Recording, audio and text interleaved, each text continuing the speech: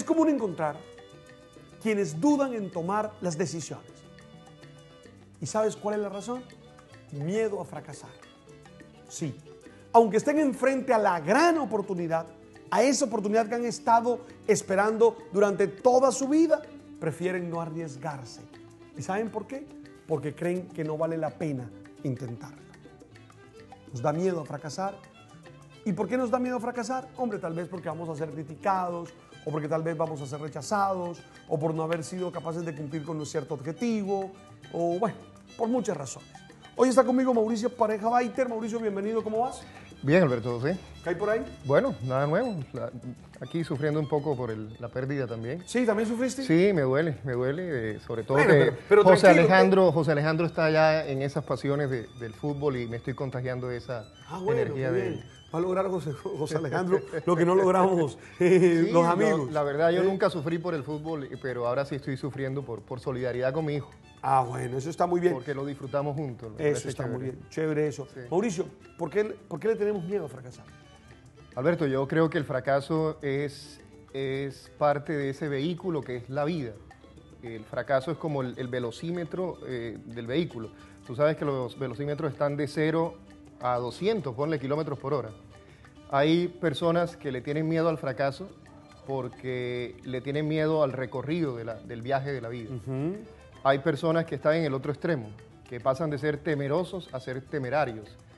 No andan en 0, andan en 200, con el velocímetro pegado al otro extremo, y eso les genera también miedo a los que están alrededor de esa persona, miedo a que se estrelle, miedo a que fracase. Entonces hay varias maneras de vivir el miedo al fracaso. Uno, por uno mismo, por el miedo que siento yo de no alcanzar las metas, mis expectativas, mis sueños, pero también hay una manera indirecta de tenerle miedo al fracaso, y es al fracaso del otro.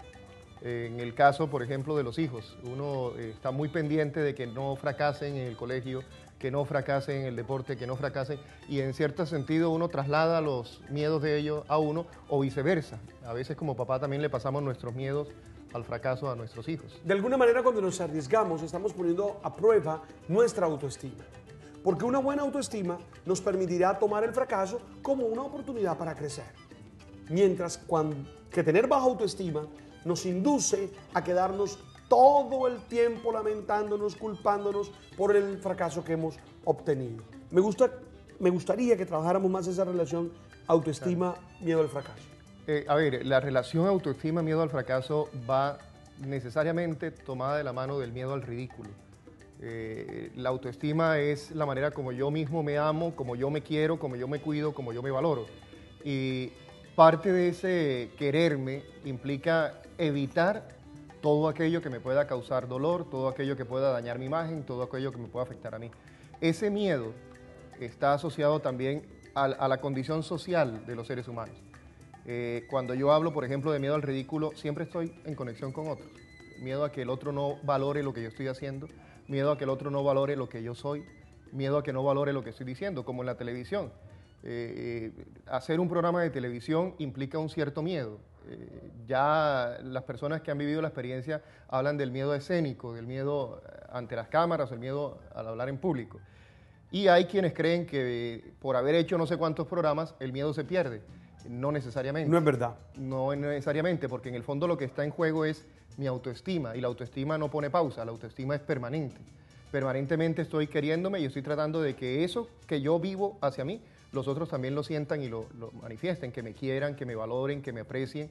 Y entonces ese miedo a no equivocarse, ese miedo al ridículo, ese miedo a no ser valorado, condiciona también nuestro comportamiento, condiciona nuestras decisiones, y por eso uno encuentra personas que son más arriesgadas y otras que no son tan arriesgadas, dependiendo en buena medida de cómo manejen las relaciones con los demás, las expectativas que tienen frente a los demás.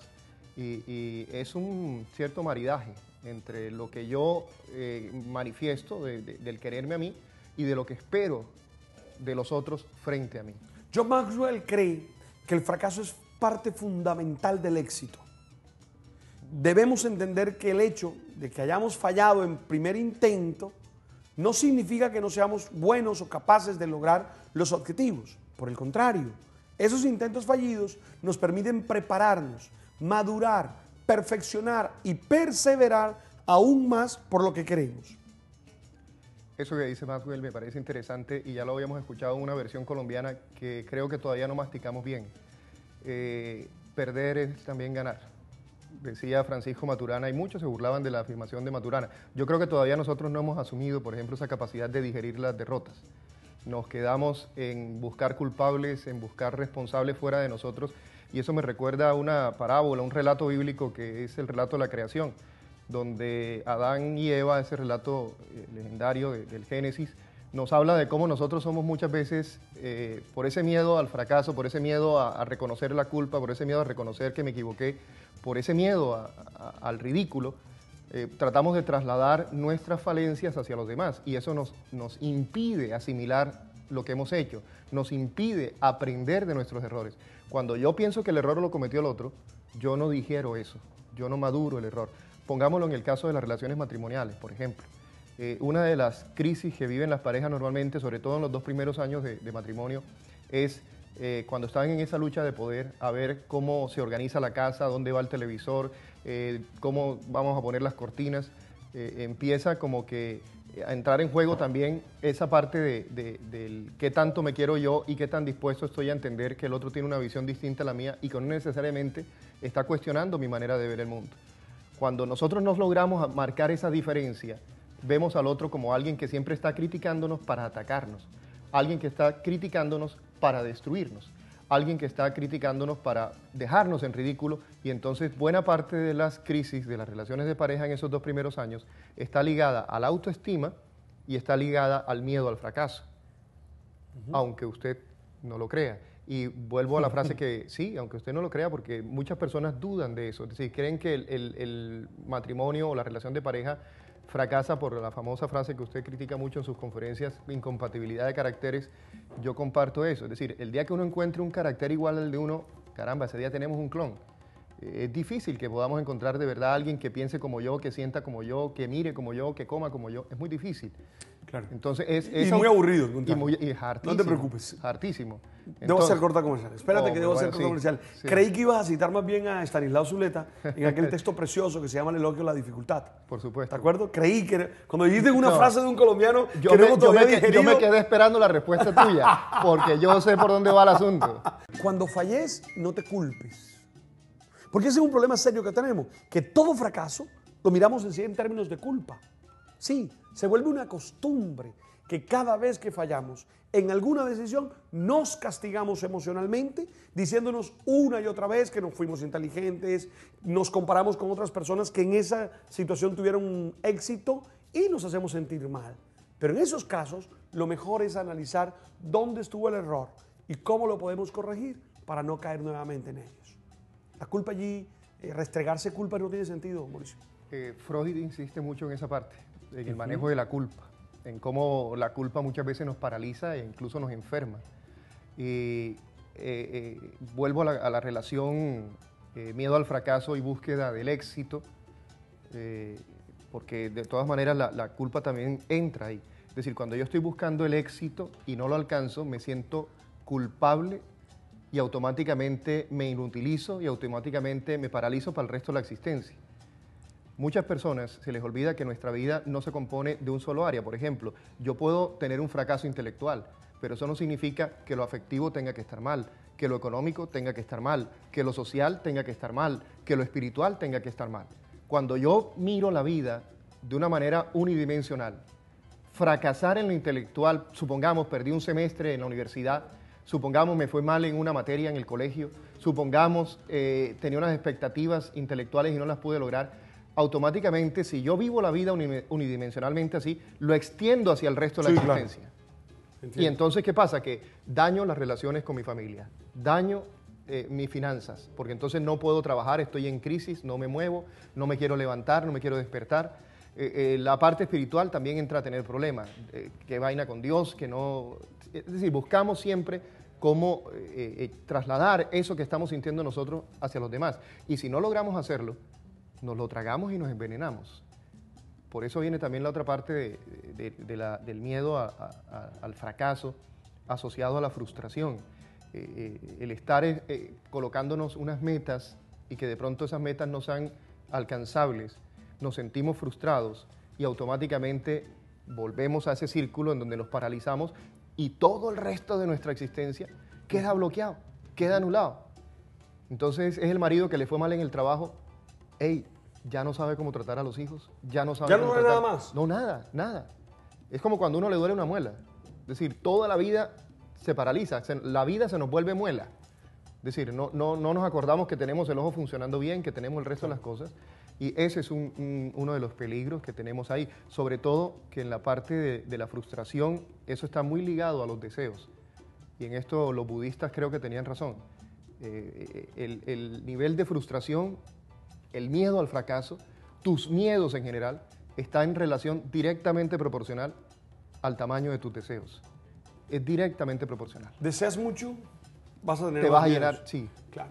Tercero, no permitas que el fracaso quite tus ganas de salir adelante. A pesar de haber fallado, no permitas que las ganas de seguir adelante desaparezcan.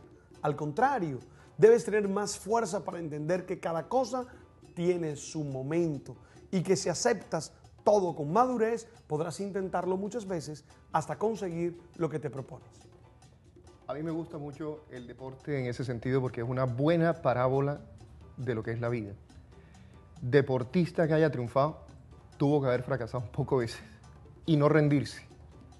Yo no me imagino, por ejemplo, en el campo del automovilismo, un Fernando Alonso sintiéndose frustrado cuando Montoya, en aquella época, Montoya corría y lo pasaba de largo. No, el man no se frustró, trabajó y bueno, Fernando Alonso fue campeón del mundo. Sí. Y Montoya no. Y Montoya no. Pero claro, Montoya... que Alonso había nacido en España y Montoya en Colombia. Pero bueno, no vamos a discutir eso. Pero también viene la otra parte. Cójalo en cualquier campo deportivo y cójalo a nivel profesional. Cójalo en el campo por donde lo tome, en la relación matrimonial. Vuelvo a la parte matrimonial. Es igual. Es decir, usted no piense triunfar en su relación de pareja si no es capaz de sobreponerse a la adversidad. No espere sobreponerse a la adversidad si usted no tiene una autoestima sana. Eso es una cadena, por lo que empezabas tú la reflexión. Es decir, si yo tengo una autoestima sana, entiendo que puedo fracasar hoy en esto y no significa que la vida se paralizó. Claro. Significa que puedo asimilar de ahí lo que valga la pena para seguir echando para adelante. Pienso en los estudiantes, por ejemplo. Los estudiantes que por algún motivo tienen dificultades en una materia, están terminando su semestre, ven el semestre enredado, sienten que este semestre está perdido. Si tú te paralizas por miedo a ese fracaso, si no reconoces en qué fallaste, si no pides ayuda a lo mejor, porque muchas veces el problema se resuelve diciéndole a los papás, papá, me fue mal en este semestre, necesito un profesor adicional, alguien que me ayude. Pero no, muchas veces lo que hacen es que esconden las notas, no le informan al papá, el otro semestre sienten que están más enredados, renuncian al semestre y empieza toda una cadena de mentiras. Y conozco casos precisamente de eso recientemente de algunos adolescentes que por miedo al fracaso terminaron fracasando. Por miedo a enfrentar los problemas y a pedir ayuda, terminaron en una cadena de mentiras. El caso de un muchacho que duró 3 semestres diciéndole a la mamá que ya estaba en la universidad matriculado, 3 semestres en los que no se matriculaba, en los que se levantaba tempranito y salía quién sabe a dónde, hasta que un día la mamá se enteró por circunstancias de la vida y ahora ¿qué hago? ¿Qué hago con ese muchacho? Porque ya tenía la autoestima vuelta a nada. Ya tenía los amigos, ya entre los amigos tenía fama pues de lo que era. Claro. Entonces, este muchacho, en lugar de afrontar esa dificultad, en lugar de buscar la ayuda, terminó enredando su existencia mucho más.